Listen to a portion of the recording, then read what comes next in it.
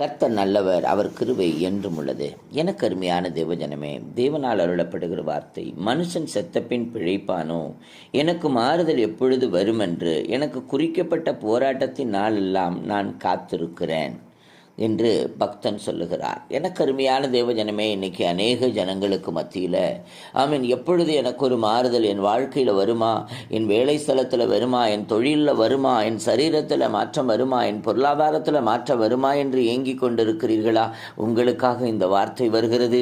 எப்பொழுது நமக்கு மாறுதல் வரும் என்று கேட்கும் பொழுது சோத்திரம், பாவ சாபத்திலிருந்து விடுதலை பெற்று பரிசுத்தத்தை காத்து கொண்டு தேவனுடைய வார்த்தையை கேட்கும் போது, தேவனுடைய வார்த்தைக்கு கீழ்ப்ப போது, அவருடைய அபிஷேகத்தை பெற்று, பரிசுத்த ஆவியின் அபிஷேகத்தை பெற்று பிறருக்காக நாம் ஜெபிக்கும் போது, கர்த்தரை சோத்தரித்து மகிமைப்படுத்தும் போது, நம் வீட்டில் ஒருமனைப்படும் போது நமக்கு மாறுதல் உண்டாகும். ஆமென். God bless you all.